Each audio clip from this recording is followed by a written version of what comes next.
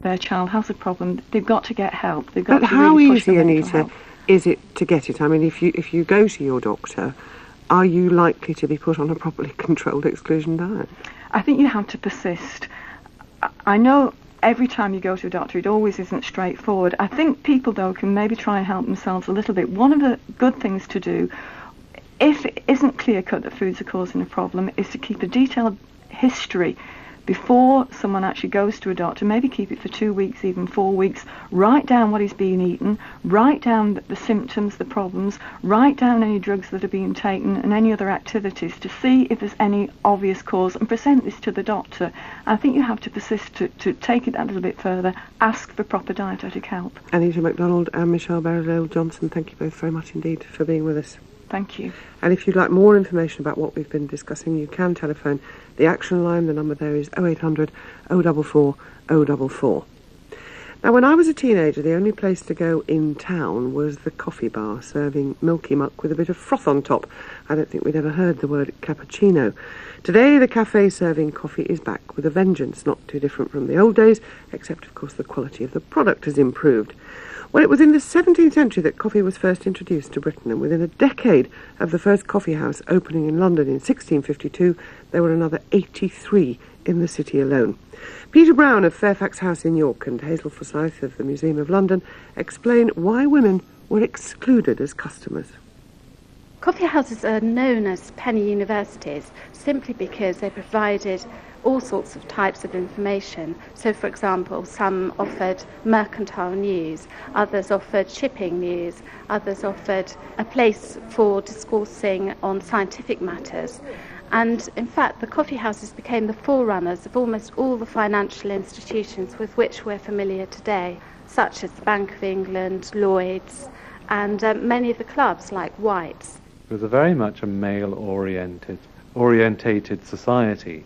The idea of women socializing with the men, and the idea that women could have sufficient education to communicate on the same level as a man was certainly not acceptable. There weren't any rules as such. It was just simply the case that women didn't go there, other than perhaps to purchase the raw materials to take back home to prepare. Inside you walk in and you see this huge room, mostly filled with tables and benches, and a bar on one side, and then all sorts of oddments and rarities, such as paintings and little curiosities, things like alligators and stuffed creatures, and the more bizarre and exotic the better, really. And then behind the bar was quite often the lady proprietor who stood there supervising proceedings. Quite often the woman was in charge of the coffee house because of a sort of whole tradition of the alewife, the woman running the pub, so that there was a natural association. That wasn't a problem. We know for sure that there were, for example, in 1654, amongst the 27 people who took out licenses to deal in coffee, tea, chocolate and sherbet, there were 5 women, which is actually quite a high proportion. There's one account which was written for The Spectator in June 1711. I cannot but complain to you that there are in 6 or 7 of these places of this city coffee houses kept by persons of that sisterhood. There idols sit and receive all day long the adoration of the youth within. It would be worth your while to see how the idolaters alternately offer incense to their idols, and what heartburnings arise in those who want for their turn to receive kind aspects from those little thrones, that all the company but these lovers call the bars. It sounds rather, in this particular instance at least, where that there was a rather thin line between the coffee house brothel, and it was a simple matter to enjoy your beverages, alcoholic or otherwise, and then disappear into a little quiet room for your affair. Afra Ben, the playwright, was probably the author of a wonderful pamphlet published in the 1670s called The Women's Petition Against the Use of Coffee. Oh, the decay of true old English vigour. Our gallants being every way so Frenchified that they've become mere cock sparrows. There was a glorious dispensation, 'twas surely in the golden age, when lusty lads of 700 or 800 years old got sons and daughters. And we have read how a prince of Spain was forced to make a law that men should not repeat the grand kindness to their wives above 9 times a night. But alas, alas, those days are gone. We find them not capable of performing those devoirs which their duty and our expectations exact. We can attribute this to nothing more than the excessive use of that newfangled, abominable, heathenish liquor called coffee. In that tract, which is very scurrilous, there's a reference to coffee being a ninny broth, and the implication was that men drinking it became as unfruitful as the deserts from which the coffee berry, the Turkish berry, had come, and therefore it wasn't at all desirable for a married man to be drinking this beverage. There'd been this story of one princess who'd seen a man gilding a horse, just a long-held myth from the Arabian countries, and she asked what he was doing, and he explained in as polite terms as he could. And she said, well, there's no point in going to all that trouble. Just give him coffee. It'll have the same effect on him as it does on my husband. Peter Brown was talking to Jennifer Chevalier, and the readers were Susanna Hamilton and Andrew Windcott. Now, at the end of this month, there'll be a premiere at York Minster of a new piece by the composer Judith Bingham. It's called The Necklace of Light, and it was inspired by the Venerable Bede, the 8th century monk and historian, and by the stories of the Northumbrian saints. It'll be performed by Opus Anglicanum, who commissioned Judith's piece, which will be part of Bede's journey, 4 concerts, including descriptions of his life and work, his life of St. Cuthbert, and Gregorian chant.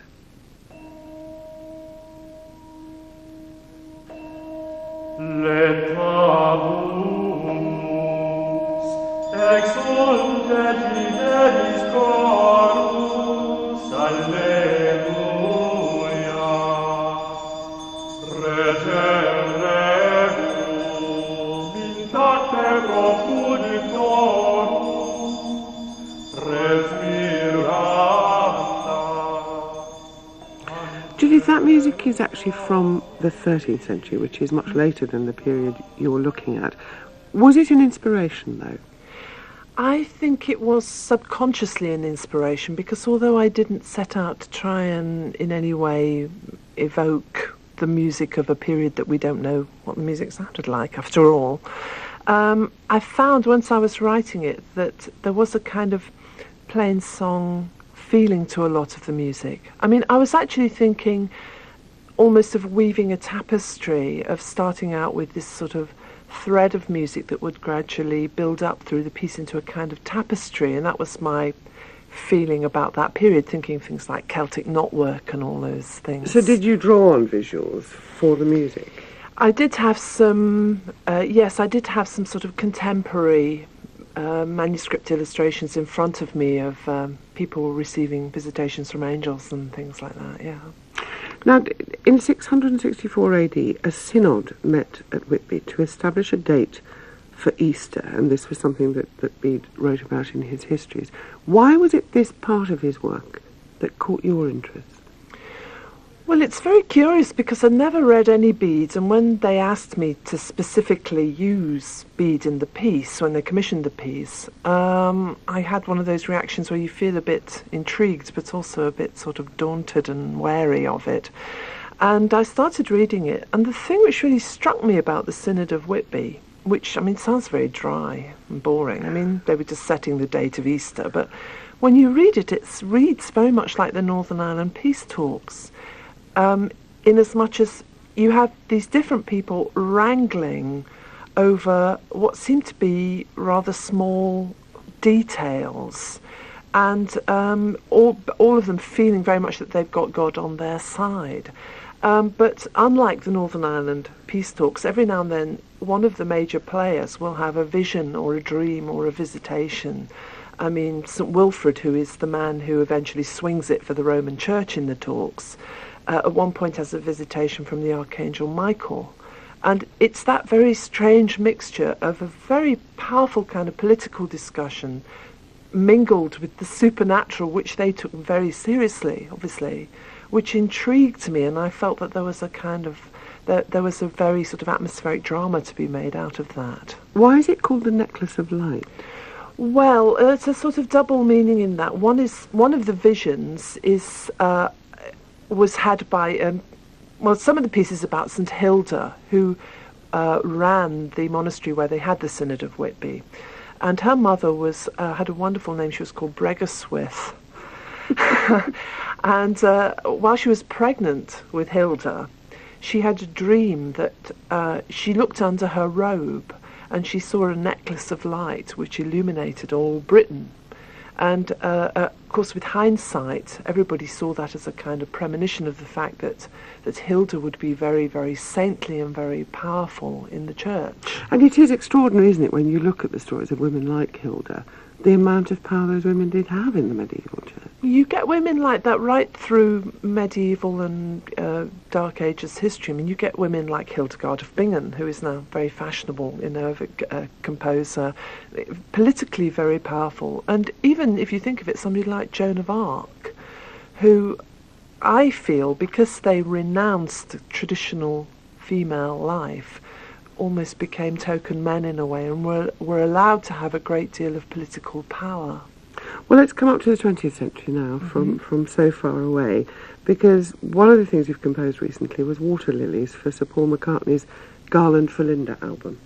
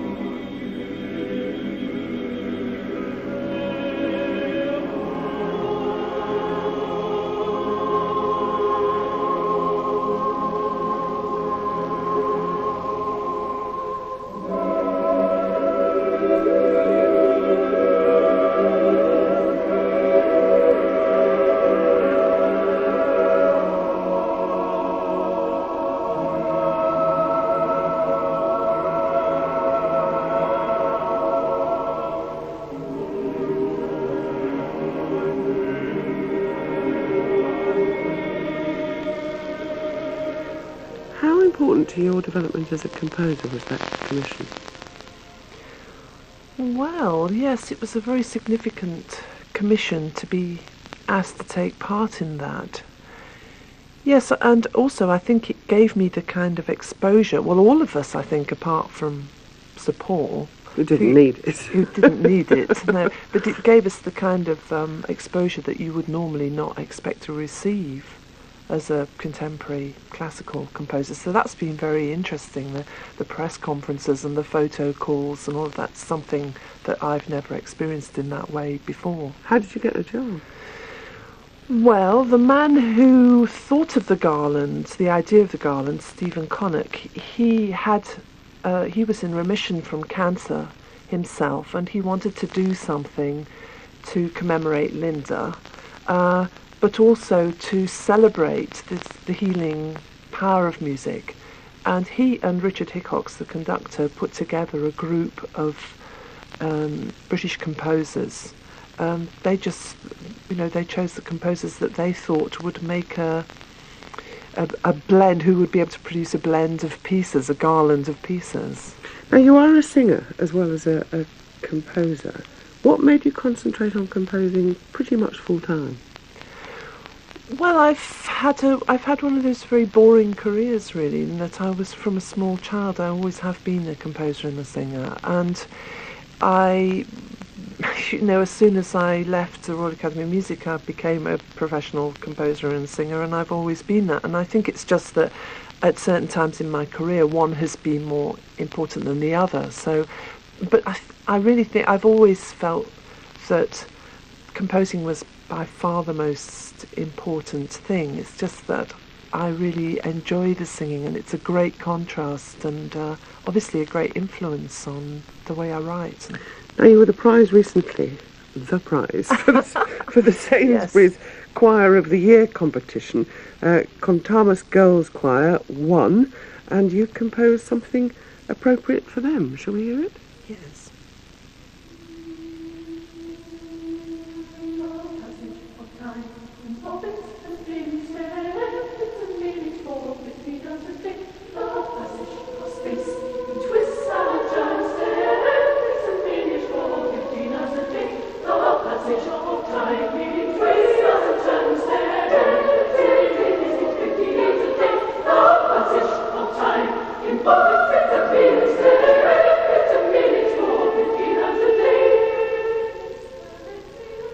Thomas Girls Choir singing Judith Bingham, and you said they did that from memory. They were amazing. Yes, amazingly. Fantastic choir.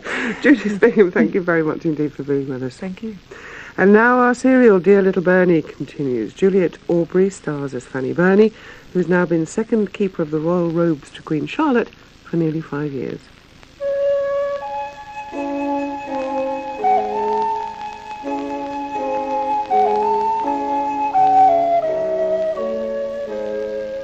Even while I continue to rejoice in the restoration of the King's good health, my private spirits become more melancholy.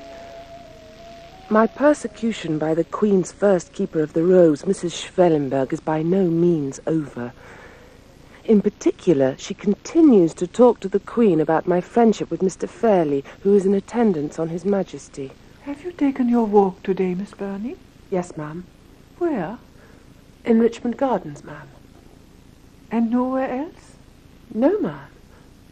Except I went to visit Lady Charlotte. Oh, you went to Lady Charlotte. Of course. I thought her very absent, but later at dinner I discovered the explanation. Pray, Miss Burney, why did you visit the gentleman today? Madam? Yes, why did you? What was your purpose in going there? I don't know what you mean, madam. Oh, that won't do. We all saw you, the Princess Royal as well. Don't say that you didn't. Madam? Why did you go to the Prince of Wales' house? Only the gentleman lives there, nobody else does. Except Lady Charlotte, madam. Oh, Lady Charlotte. Very true, I had forgotten Lady Charlotte. Oh, very well, madam. So only the gentlemen were remembered. I remember Mr. Fairley, Miss Burner. Does he still visit you?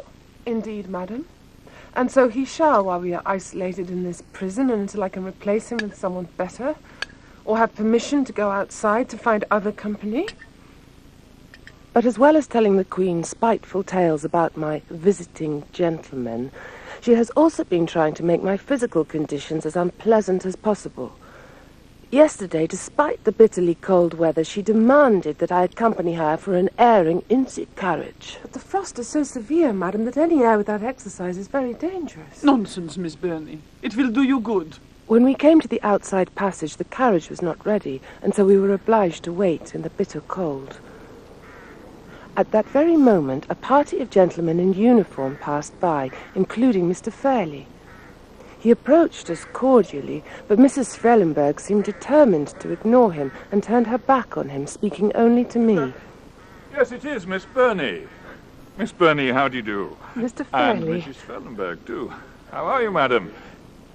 Mrs. Schwellenberg? Really, Miss Burney, I don't think anyone had such bad servants. They are absolutely forbidden to make me wait like this. It's quite dangerously inclement for you both to be waiting here, Miss madam. Burney, I've never known anything of this kind. It is intolerable. Well, shall we go inside, do you think, madam? No, we shall wait where we are. See, here is Colonel Goldsworthy. Colonel Goldsworthy, how are you, sir? And your dear sister? Snubbed, I see. I fear this is not good for your health, Miss Burney. No matter for me, no matter how much Mrs. Schwellenberg seems determined to insult me. Come, Miss Burney, get in. Adieu, Colonel Goldsworthy. Adieu, Mrs. Schwellenberg. Remember me to your sister. Adieu. Adieu, Miss Burney. Mrs. Schwellenberg, ma'am. Now I have caught a violent cold and my eyes are red and very painful. These petty persecutions persist, but I have no other social comforts left me except Mr. Fairley's company, and his friendship alone offers me a solace when all else is denied me. So I am determined to ignore the spite of Mrs. Schwellenberg. Well, Miss Burney, I'm escaped for a little while to have some quiet conversation with you. It's always a great pleasure to see you, Mr. Fairley. Ah, there you have it. Pleasure. Pleasure. Dear Miss Burney, you know how much I value your company. But now the King's so well recovered, I'm afraid I shall not be much at court any longer, and I fear... I'm truly sad, but our daily meetings must now cease. Cease? Sir, I cannot... I knew that I shall miss you, sir. And are you? This time of distress, this confinement has proved a cement between us. I have truly valued your friendship and your sympathy. I thought perhaps, but no. Sir? No, it's not to be. So now, madam, regretfully, I must take leave of you. Sadly, for a very long time. Is that all, sir? Yes, dear Miss Burney. We must part. That's all. And that short meeting has proved the very end of our intimacy. And I miss Mr. Fairley's company very much indeed. Our friendship was frowned on by many, not only by Mrs. Schwellenberg, but also by my maid and footman, who had told me there'd been much gossip about the meetings between this gentleman and myself. I always knew that there was a social gulf between us because of his high connections, his family and his high rank in office. But I hoped that true friendship was possible between two people of the opposite sex. For a time I thought to believe his heart was mine. He solicited my confidence, he reproached me for withholding it. He assiduously tried to secure my esteem and my sympathy. And I mistook this for an actual and serious attachment. The warnings of my servants, the Queen, and Mrs. Schwellenberg have been right, and my closest friendship here at court has ended.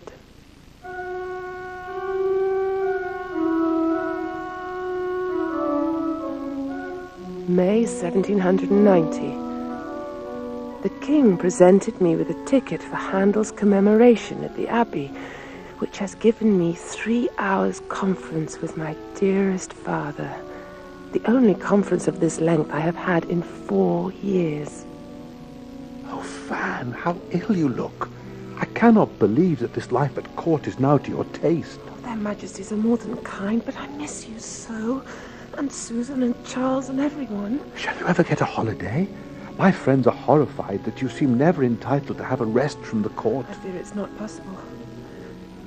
I admire and respect Her Majesty, of course, but this species of life is totally distasteful to me. Fanny. I feel lost to all private comfort and dead to domestic endearment. I'm worn out with want of rest and exhausted with watchfulness and attendance. All my time is devoted to official duties, and everything that's dearest to me, my friends, my chosen society, my best affections, lives only in my memory. I feel I live like an orphan, like someone who has no natural ties. I have no liberty, no dignified social intercourse, no repose. I've long been uneasy, though I've not spoken. But if you ever wish to resign this post, then my house, my purse, my arms shall be open to receive you back. Father, my guardian angel, Providence must have inspired you with such goodness. I'd meant to ask your permission before. But I spoke of it first myself. So I have drawn up my memorial and then shown it to my dearest father. It fairly and firmly states that my strength is inadequate to my duties, and that I therefore humbly crave permission to resign and retire to domestic life. It is written in my father's name and my own, and I look forward to presenting it with a mixture of impatience and dread. But I dare not show it to the Queen. Miss Burney, your appearance, forgive me, is there anything... Indeed, ma'am. I have something. I must... I cannot speak it, ma'am. I ventured to commit it to writing. May I have your permission to present it to you through Mrs. Schwellenberg, ma'am? Are you mad? You mustn't do this. You'll be ruined. I must save you from it. You shall not do it. I beg your pardon, madam. I have suffered so much pain these 3 months that if it continues, I may never again recover my health and strength. You shan't do it. Don't you know that you are under the protection of the king? What will become of you outside? Once you forfeit this, you will never regain it. You will be ruined. You cannot leave. Madam, this is not for myself alone, but also for my father, whom I must obey. My physician says I must be speedy in my retiring or risk the utmost, I repeat, the utmost danger. Presenting myself before the Queen was a task the heaviest, if possible, of any. Yes, I am ill enough, heaven knows, to carry the apology of my retreat in my countenance. I have read your petition with great sadness, Miss Burney. You needn't look anxious. The proposal, Miss Burney, is modest and nothing improper. I greatly regret the need for your departure, but your health must not be put at risk any longer. Your father's anxieties must also be comforted. Your Majesty's kindness will always be with me. I'm so sorry, ma'am, but Miss Burney, your health must be paramount. I shall stay till my successor is appointed, with your Majesty's permission, of course. Oh, Miss Burney, how much I shall miss you. July 1791. I now come to write about the last week of my royal residence.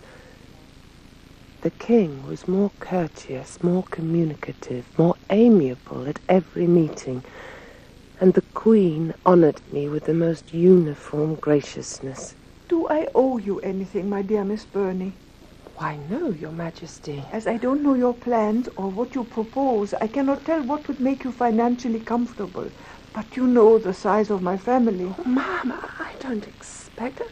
You know how much you now have from me? Why, yes, ma'am, £200 a year. Then the half of that I mean to continue.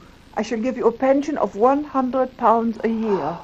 But, ma'am, you have so many claims on you. I'm not easy in I shall most certainly do what I have promised. I shall certainly do at least that. My dear Miss Burney, I wish you to know that everything you have done in my service has been valuable, and your conduct in every respect has always been most perfectly honourable. Why, your Majesty. And Miss Burney, the money you shall receive shall be for you, and you alone. Your father has nothing to do with it. It is solely from me to you. Unable to believe my good fortune, I prepared myself for my last day of office, which was big and busy, joyful yet affecting. Miss Burney, before we take our leave, I wish to tell you that when I myself vacate my duties, either by retirement or by death, I have told Her Majesty that you should take my place. Madam, how kind. No thanks, please, Miss Burney, no thanks. I must go. No leave-taking, Miss Burney. No leave-taking. I shall meet you soon. Poor woman, if her temper were not so irascible, I really believe her heart would be by no means wanting in kindness. When I saw Her Majesty for the last time, she had her handkerchief in her hand or at her eyes the whole time. This is the last duty you will do for me then, Miss Burney. Oh, ma'am. So, Miss Burney, this is au revoir. Your Majesty. Not farewell, remember, Miss Burney, just au revoir. We shall see you soon. You and your father will come to Windsor. Just au revoir. Au revoir. I took for the last time the cloak of the Queen, and putting it over her shoulders, slightly ventured to press them. God Almighty bless your Majesty. She turned round, and putting her hand upon my ungloved arm, pressed it with the greatest kindness. May you be happy, dear Miss Burney. I wish you health. I wish you happy. Here, therefore, end my court annals, after having lived in the service of Her Majesty 5 years, from July 1786 to July 1791.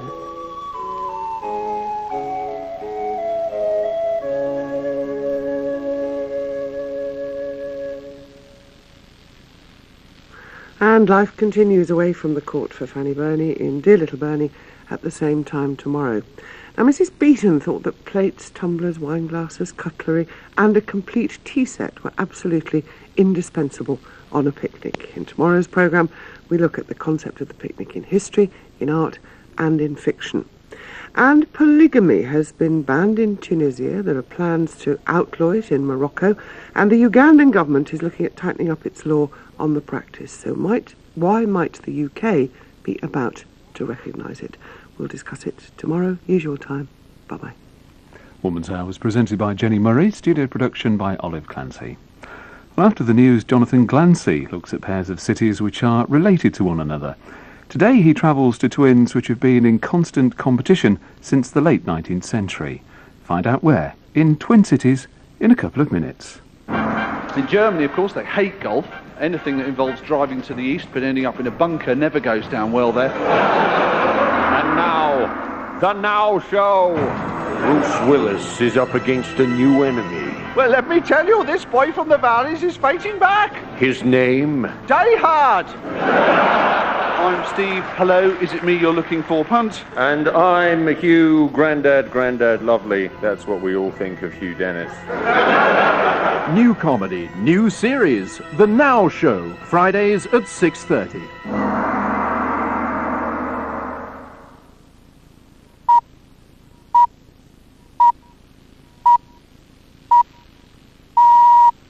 BBC Radio 4, the news at 11 o'clock. There's tight security in Moscow today as the search continues for those responsible for yesterday's bomb which killed 7 people and injured dozens of others.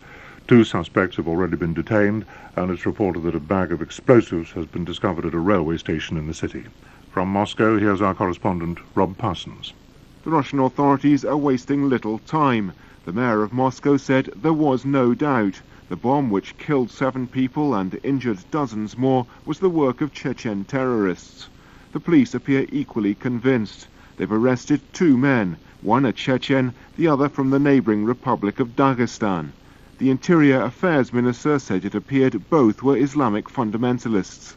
Despite that, the security services are continuing to circulate identikit pictures of 3 men they say they want to question. The Russian authorities are quick to arrest Chechens when incidents of this kind occur, often with little evidence. Many were detained after last year's explosions in Moscow, but none have been formally charged.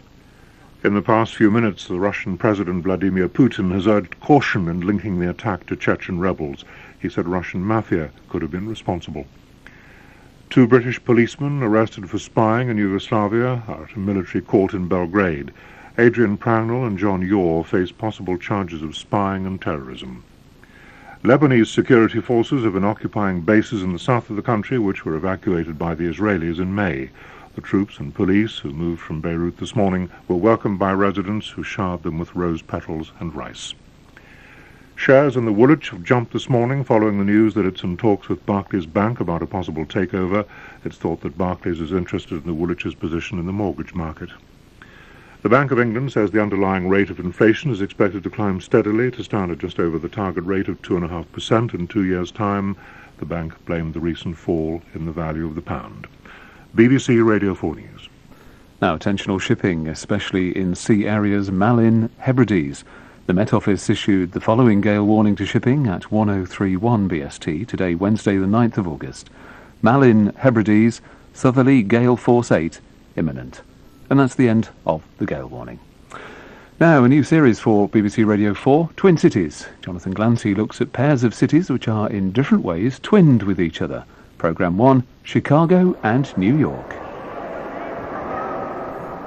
1 in 4 people now living in the United States can trace their ancestry through Ellis Island. This is the registry room known as the Great Hall, where most of the immigrants were processed when they came through Ellis Island. How many immigrants were processed at any one time or any one day? Well, during the busiest time, there were probably between 5,000 to 7,000 people processed a day here. Most of the time was spent waiting in line, and some people were pulled aside for a more in-depth health inspection. The worst memory I have of Ellis Island was the physical. The doctors were seated at a long table with a basin full of potassium chloride, and you had to reveal yourself right there in front of everyone. I mean, it wasn't private. I was 19. I was as embarrassed as hell. You know, I had to open my trousers and fly, and they would check you for venereal disease, or hernia, or whatever they were looking for. I don't know. Although I was a young buck, I was in good shape, you know, but just the same, I thought this was very demeaning. Emanuel Steen arrived from Ireland in 1925. He recalls vividly his first glimpse of Manhattan.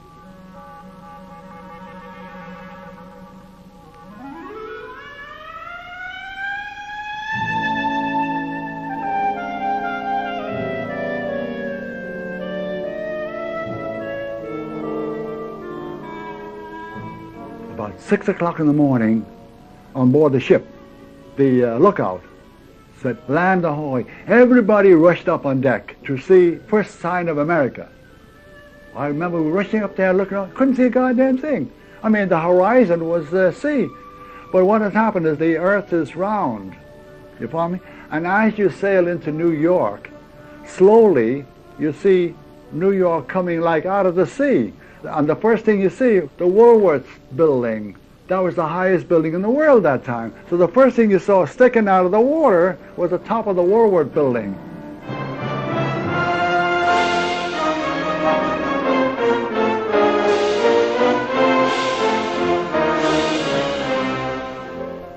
As we came in, then of course Manhattan Island started coming up out of the thing, and we saw this tremendous. Remember, I had never seen anything over like 5-story building.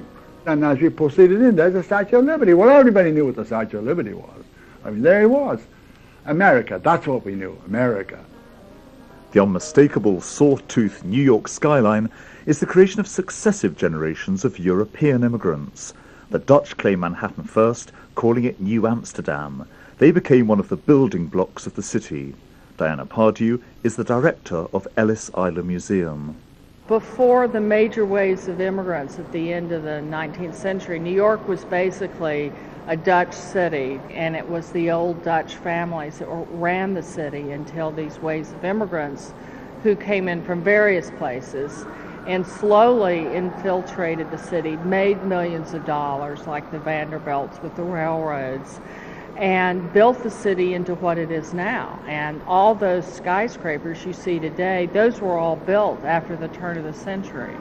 So the great wave of immigration that comes at the end of the 19th century seems to tie in with the new wave of engineering skills and architectural skills, and you see the city going up into the sky. It seems to happen at the same time. Yeah. Before the 20th century, the engineering knowledge really wasn't there to build skyscrapers. And actually, one of the first people who came up with the concept of building these type of structures was Eiffel, who did the Eiffel Tower, but coincidentally also was the engineer of the Statue of Liberty. And it was his design for the skeletal structure of the Statue of Liberty that was then used to build the skyscrapers. This is the Woolworth Building, the first thing Emanuel Steen saw in 1925. It was just 12 years old then, all 52 floors and 792 feet of it. A Gothic blockbuster designed by Cass Gilbert with European engineers for the self-made nickel and dime magnate Frank Winfield Woolworth. Seeking his English roots, Woolworth had been impressed by the sight of Barry M. Pugin's Palace of Westminster in London. But his Cathedral of Commerce, as it was quickly dubbed by awestruck critics, was to be bigger, higher, better. Look, folks, sings the Woolworth Building, I've made it in the land of the free, liberty, democracy, and unbridled capitalism. Historian Janice Abula-Goad. New York is collecting the richest people in the United States in a very small area, Manhattan. It therefore has a lot of surplus that it's spending on display. It's on a little teeny lot, which goes back to the 1811 creation of a grid pattern for Manhattan. Small lots, but every lot should be a competitive display. They're little jewels. They're over-decorated. They don't fit together because everybody is competing with everyone else. So this is an exuberant city that has more money than it has space. I just joined a long queue to do what every self-respecting visitor to New York does, which is to ride an Art Deco elevator 86 stories high into the Manhattan sky to the top of the Empire State Building. The observation deck here, where King Kong once snatched Fay Wray and dragged her up to fight off the biplanes in that famous old film, is this icon. Only up here you get the sense of the city itself. The streets really do look like canyons set between mighty mountains. The police cars with their sirens, the fire tenders, the people far down below. It really feels as if mankind here has created an urban mountain. It's as powerful as the Himalayas in its own way. It's impossible to imagine New York without its mountainous buildings. Yet Manhattan, despite raising the Statue of Liberty, was not the cradle of the skyscraper. That honour belongs to a city that sprung up, as if from nowhere, out of the great wheat plains of the Midwest in the early 19th century. A city built on the back of timber, cattle, cowboys, stockyards and slaughterhouses. A city where the wind blew hard across a level landscape and things got done in brutal style.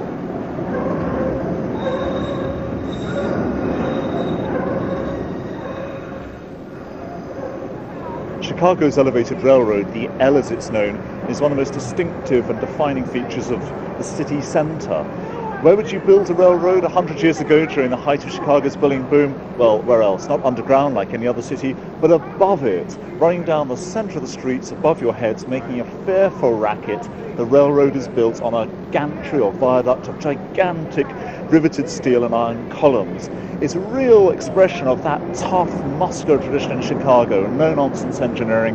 You want a railroad, we'll just build it where you need it, and that's it. New York was sophisticated, Chicago boxing ring tough. New York had culture, Chicago a knockout punch. Yet they were forcibly twinned for decades by an umbilical cord of canals and railroads of New York's making, New York's money. Chicago's first 100 billionaires were New Yorkers, down to their watch chains and Cuban cigars. They centered the potential of the West and sucked riches from Chicago's plains, as Janet Abu-Lughod, author of New York, Chicago, Los Angeles, America's Global Cities, explains. The Polish community immigrating to the United States would land at Ellis Island, and there were labor recruiters waiting for them off the boats. You know, before they've seen New York City, put them on the train, send them to Chicago. There's an enormous demand for labor. It was here that skilled immigrant labor, European engineering know-how, New York panache, and broad-shouldered Chicago muscle were forged together to produce a revolutionary building type that these twin cities made their own. Chicago invented the skyscraper, and it took New York several years to catch up. What was the first skyscraper? Well, it's hard to say, but the Reliance Building certainly comes close. Right in downtown Chicago on State Street, the Reliance Building is a 14-story steel frame building, very early steel frame building, 1891. It's now being converted into a hotel. It's one of the great monuments of Chicago. Interestingly, Daniel Burnham went back to New York from Chicago and built the Flatiron Building in 1902. That's 11 years later, and a Flatiron Building down on the southern end of Broadway is the first of New York's real skyscrapers. But it was an act of God, rather than the skill of architects and engineers, that kick-started Chicago's rise to architectural preeminence. In 1871, Patrick O'Leary's barn caught fire. A cow kicked over a lamp, or so he said. The combination of a parched summer and strong winds sent the flames racing across the city's grain silos, slaughterhouses, stockyards and timber architecture. 300 people died, 100,000 lost their homes, and a quarter of the buildings downtown were destroyed. By the time the Reliance building shot over the city's rooftops 20 years later, Chicago was a very different place. The city has now grown enormously. The population is large. The downtown is being rebuilt on a model that is beginning to develop its own architectural style, but it's heavy. Looks a little bit like Machiavelli's Florence. Many of the architects are designing, though, a new style for American building. But at the end of the 19th century, overdevelopment led to a height restriction on new buildings. Unable to grow up, Chicago's monumental architecture spread as wide as the plains that flanked the Phoenix city. The first wave of building in Chicago that sort of established the building type of the skyscraper back in the 1880s and 1890s was cut short. I mean, it was literally cut off by a building height cap in 1893, so that the next several decades in Chicago produced only low, square, bulky, palazzo-like buildings that usually had courtyards at their center. In New York, during those whole decades, New York really pioneered the sky. It was the sort of frontier town, but the frontier was really the heights rather than the west. Carol Willis, director of the Skyscraper Museum, New York. Manhattan took a more laissez-faire attitude, its cathedrals of commerce rising tall, slim and filigree like supermodels on a giant catwalk. And rise this skyline did, way above Chicago. The Woolworth Building, 792 feet in 1913. The Chrysler Building, 1,048 feet in 1930. The Empire State Building 1 year later, an eye-popping 1,250 feet. But Chicago's height cap didn't stop it expanding. The city was fast growing into one of the United States' major industrial hubs, but it lacked one vital component. In the wake of the First World War, America's second city was hit by an acute labor shortage. The way Chicago recruited a new workforce was to change its face forever. There is systematic recruitment from the South. Chicago, because of its heavy industry, doesn't need educated urbanites. So its labor bosses go down and recruit population largely from rural areas of the Deep South, Mississippi.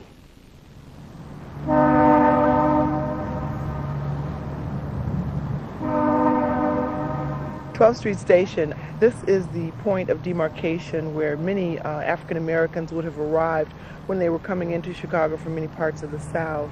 This is where their families would have actually met them. We say that now it lies as quiet as a slave cemetery. What period are we talking about? The mid-19-teens to the maybe 1920. And how many people are we talking about? The number is absolutely uncertain. It's guesstimated somewhere in the neighborhood of 100,000 people coming because they knew that there would be a better life away from Jim Crow and segregation. So when people came out here, the train they arrived on from the South, that was segregated?